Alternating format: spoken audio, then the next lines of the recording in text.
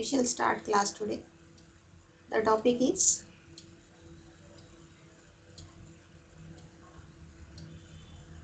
floating point arithmetic operations.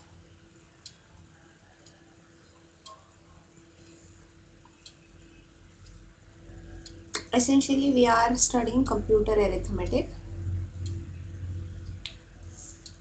There are two types of numbers on which arithmetic operations are performed: integers, floating point numbers.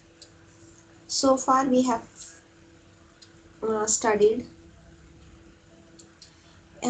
operations on integer numbers, addition, subtraction, using signed magnitude and 2's complement, multiplication using signed magnitude, Booth's multiplication algorithm, and array multiplier, division algorithm uh, called as a restoring algorithm, and comparing algorithm and non-restoring algorithm. But we looked at example of restoring algorithm, and we just learned what are non-restoring and comparison algorithms are. That covers the entire arithmetic operation part for integers. Moving on, we are going to look at floating point arithmetic operations. Basically, a floating point number is represented in the format of mantissa into radix to the power of exponent. For instance, if you look at this example 537.25, this is a decimal number. In floating point representation, how this is written is, you have to write mantissa part m, which will be the number, and exponent part is the digit that expresses the fractional point position. You have a decimal point. What is the position of the decimal point in the number? That is indicated by exponent of this floating point number. This number, when you put m is equals to 0.53725, what will be the value of e? E is 3,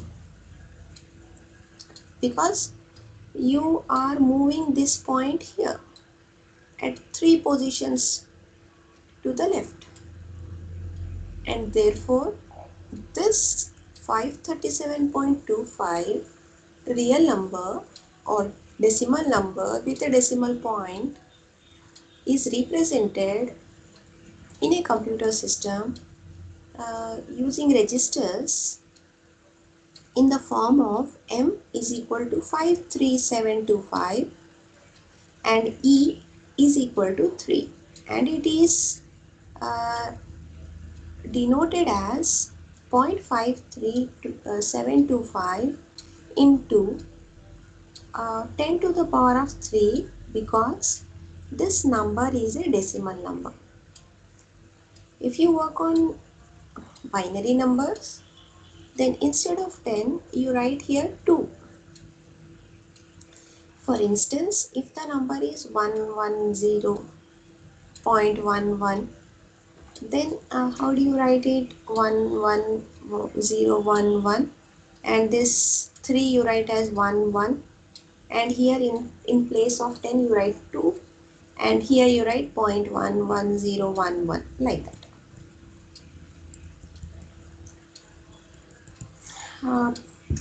There is a concept called normalization of floating point numbers, which we already studied in chapter number 3, wherein we covered a number system. However, we will once again revise what is it. Normalized floating point number means the first digit, the most significant digit of the number is a non-zero. Then the number is called as a normalized number.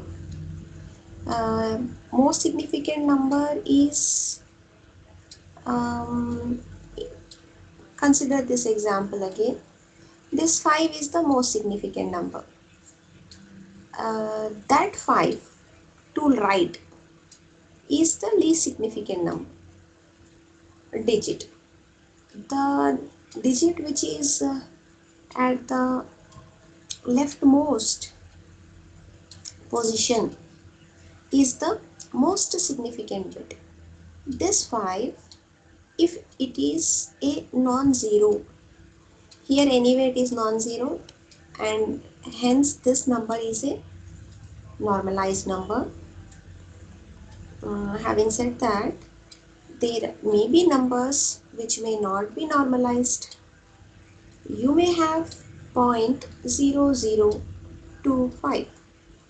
This number is not a normalized number, as the MSB uh, digit or bit is not a um, non-zero number, rather it is a zero. I hope that normalized floating point number concept is clear to you. Another point to comprehend here is regarding the sign. If you recall, a floating point number also represented as positive and negative numbers, and therefore you need to store the sign bit of the exponent and mantissa at some place.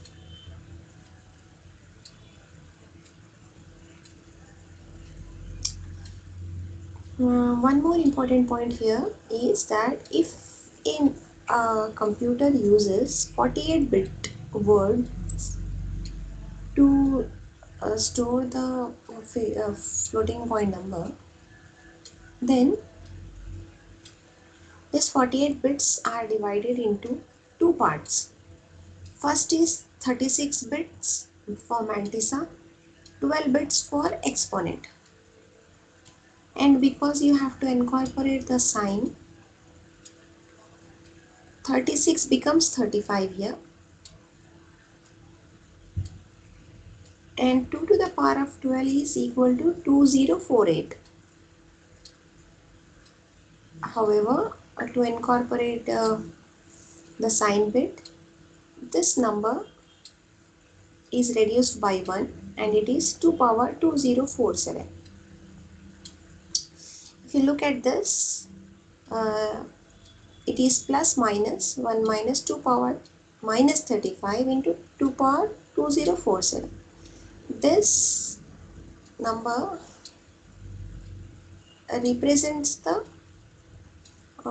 signed floating point representation, where you have 35 bits for mantissa and 2 to the power of 12 minus 1 bits for exponent. Let us now consider how addition or subtraction operation is performed on a floating point number. When you have two parts in a number, that is the mantissa part and the exponent part, before performing the operation, the initial step is to align the mantissas. If mantissas are not aligned in the sense, if they possess the same value, both the numbers possess the same value for the exponent, only then you can perform addition or subtraction operation on mantissa. If they both are different, then directly you cannot perform addition or subtraction on the mantissa part. And therefore it is required an essential step to align the exponent before performing any operation on the mantissa. Let us look at this number as an example. This number has an exponent value of 2, the first number. The second number has an exponent value of -1. Essentially, this two numbers are not equivalent in the sense that their exponents are not aligned. They are not identical. To do that, you have to choose any one exponent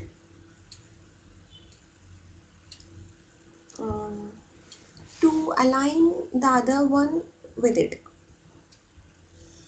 For instance, here 10 power 2 means 2 is chosen as the exponent value for which the second exponent value will be aligned. And if you look at here, this second number has been changed. How it is changed? You have brought in 3 zeros to make the exponent from -1 to +2, because 3 positions. -1 plus 3 is equals to +2. 3 positions you have shifted the number, and that way now the exponents are aligned and are equal. Then you can perform the addition operation here. This is 0, 8, 9, 3, 7, 3, 5.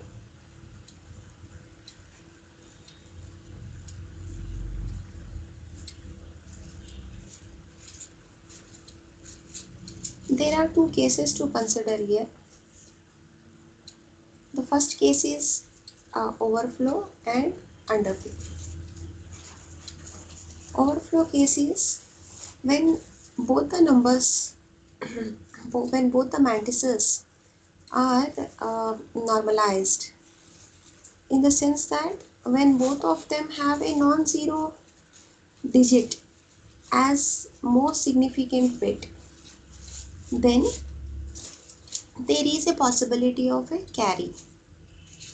When a carry occurs, it is said to be an overflow digit, and then it is corrected by shifting the sum once to the right and incrementing the exponent. This is when both the mantissas most significant bit contains a non-zero value. When another case is underflow. a floating point number which has a 0 in the most significant position. If you look at this point 00350, here you have a 0 in the most significant position. Then it is said to have an underflow. Whenever there is a condition of underflow, you need to normalize that number. To normalize that number, it is necessary to shift the mantissa to the left. Be like this. This 0 left, this 0 left, this 3 left. When you shift the number to the left and decrement the exponent. When you are shifting to right, you have to increment the exponent. When you are shifting to left, you have to decrement the exponent. If you shift 2 positions, then this would be 5 minus 2, which will be equal to 3. Then the number would be 0.350. You can put 00 into 10 to the power of 3, because you have shifted the number to the left to avoid to have a 0 digit as most significant bit. You need to subtract the number of positions that you are shifting from the exponent. Okay, here it is given. This value is given.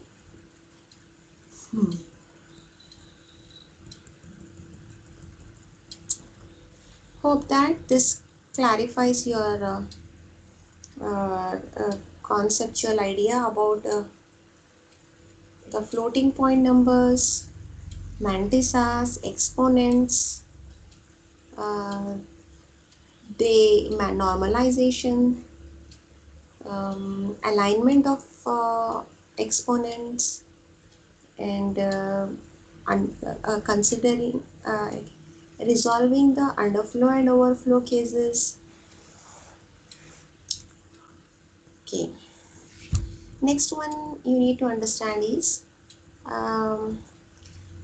if you recall, there are 3 ways to represent negative numbers in a computer system. First one is the sign magnitude representation. Second one is the signed ones complement, and third one is the signed twos complement.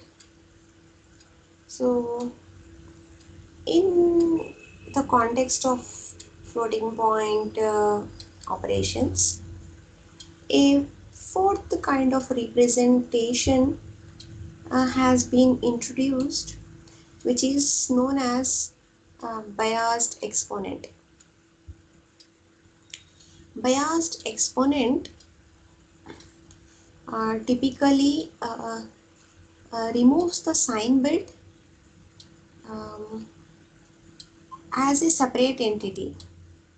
So the bias is a positive number that is added to each exponent as a floating point number is formed, and therefore what happens is all the exponents are turned out to be positive.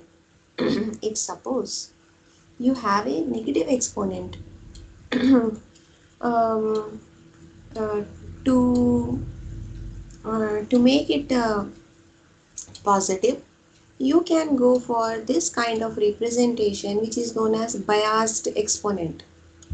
In this biased exponent, what is done is that a positive number is added to each exponent such that all the exponents turn out to be positive. For instance, if the range of exponents is minus 50 to 49, and if you add a bias of 50 to the exponent register that contains a number plus 50, then E is the actual exponent, E plus 50. Then what happens is, now the range, what will be the range now? The range will be from 0 to plus 50 minus 50 is 0. When you add 50 to 49, it turns out to be 99.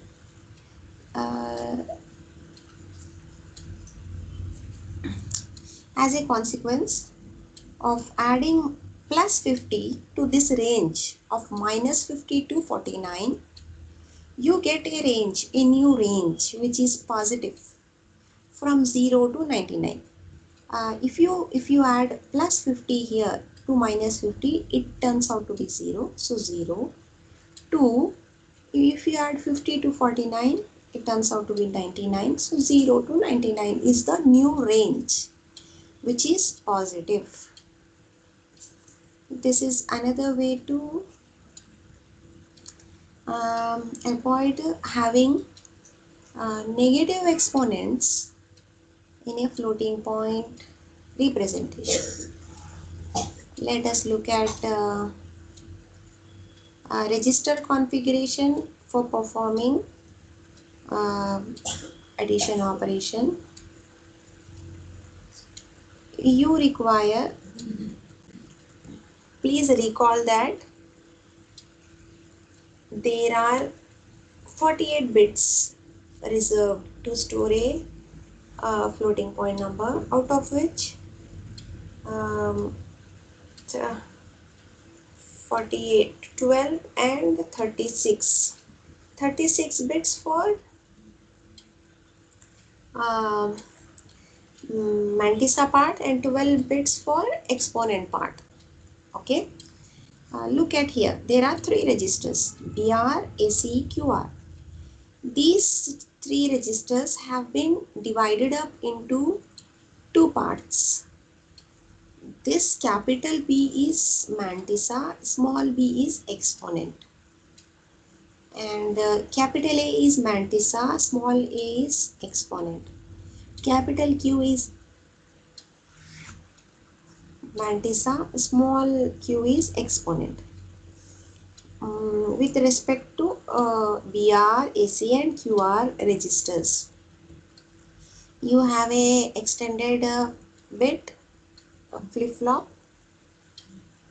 There are 2 adders. Why you have 2 parallel adders?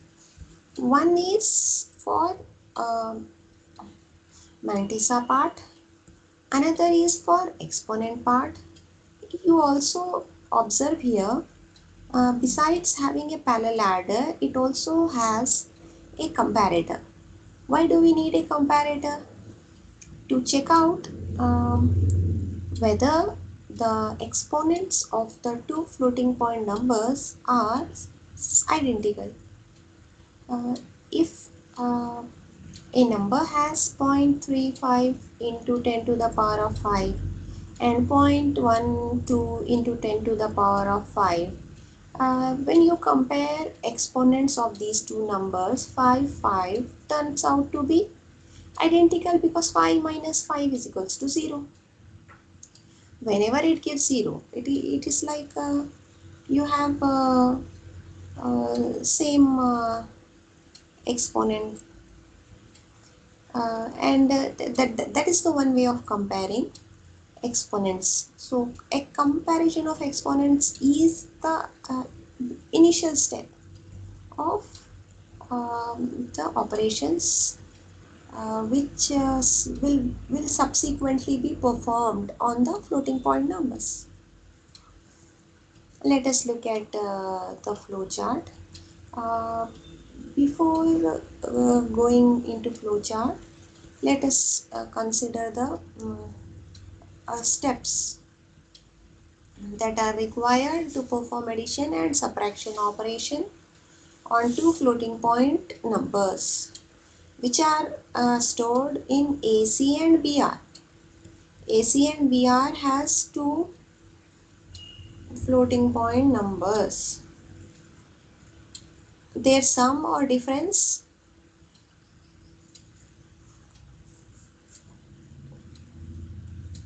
is generated within AC.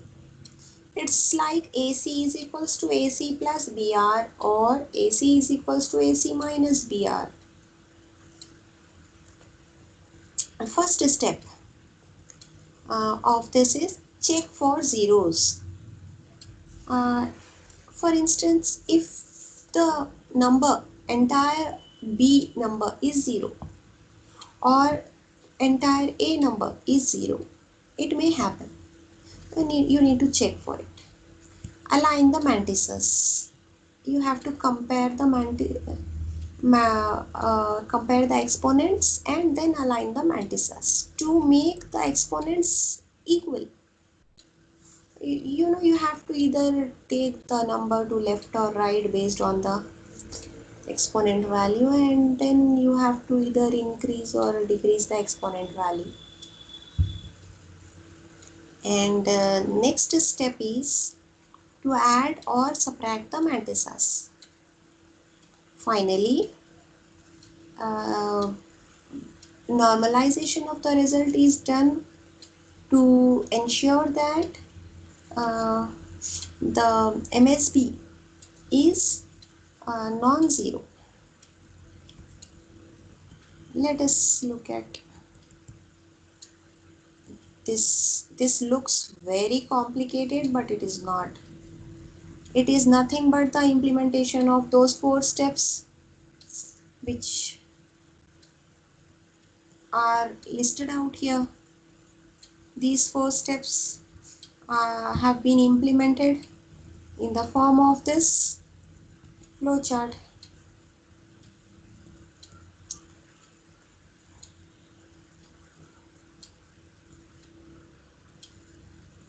Look at this entire flowchart. Add or subtract. If BR is 0, you end the process. If it is 0, then what happens? There is no need to go ahead and do all these complicated steps. If BR is not equal to 0, we have to check whether AC is 0. If AC is 0, then BR is copied into AC, and then for operation add is added to the BR, and the process ends. If it is subtract, then the sign is reversed. How to reverse the sign? By taking its negation. AS is the sign bit of A. BS is the sign bit of B. When we looked at the register configuration, in that BS AS was also mentioned. Those were the sign bits. So you just negate the sign bit. If AC is not 0, it means that both the numbers are not 0. Then what is to be done here?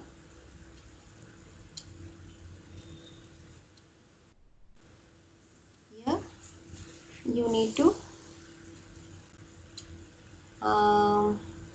align the mantissa. How to align the mantissa? We are checking small a, small b denotes exponent. Capital A, capital B denotes mantissa. A greater than B, you have to perform right shift of B and you have to increment the exponent of B. If A is less than B, then you have to perform shift right of A. Capital A means mantissa.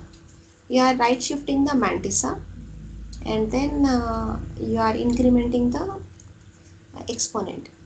If both are equal, if A equal to B, then directly you can perform the operation. You don't have to perform this shifting and incrementing of this exponents. Now, when you look at this um, equal to, that A is equal to B, A mantissa, A exponent equal to B exponent. Directly you have to perform operation. When do you perform addition operation? When do you perform subtraction operation? It depends on the sign. When both the signs are identical, you have to perform addition operation. When they are different, you have to perform subtraction operation. Because what happens, plus A plus B is equals to A plus B. Um, if you have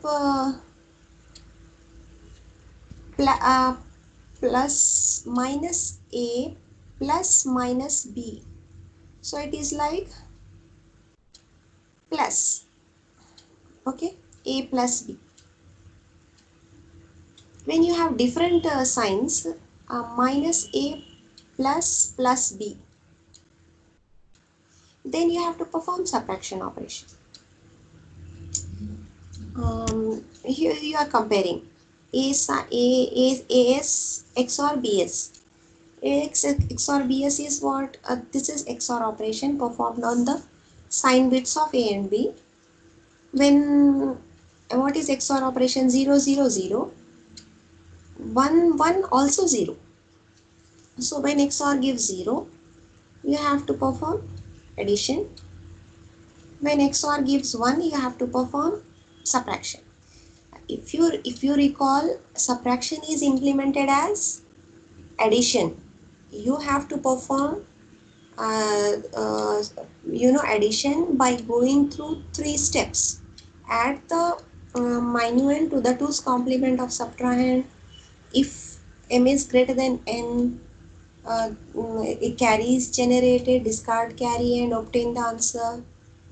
If carry is not generated, when m is less than n, and you need to perform an extra step of taking 2's complement of the result to obtain the actual value. That is the subtraction operation which you perform by converting it into addition. So here this subtraction operation, A plus B complement plus 1. B complement plus 1 is 2's complement of subtrahend.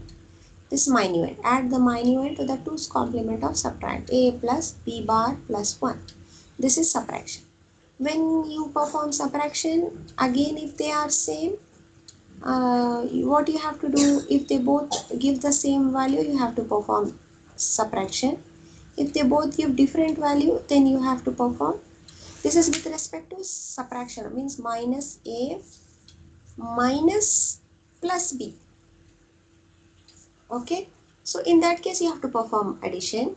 If it is minus A minus B, then you have to perform this subtraction. Next is, after you do addition or subtraction, you check for E. E is nothing but an extended bit that holds the carry. If E is 0, then A is equals to it means if there is no carry generated. If E is 0 means no carry is generated. When there is no carry generated, then you need to perform an extra step of taking 2's complement of the result to obtain the value. So that is done here. If E is 1 means it indicates that minuend is greater than subtrahend. In that case, you don't have to perform this step, extra step of obtaining a 2's complement. You directly set the AC value to 0 and then you end the process. If it is not equal to 0, if A is not equal to 0, if A is equal to 0 means if the result obtained is 0, then you have to set to 0 and end the process. If a is not equal to 0 means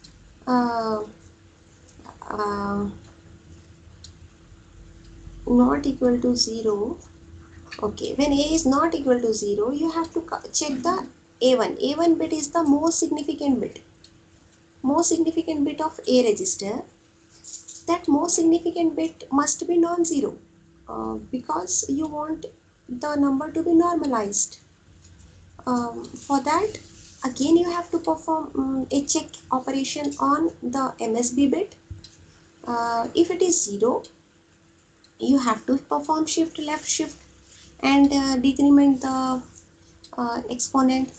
If it is equal to 1, you can directly end the process because 1 means it is non-zero.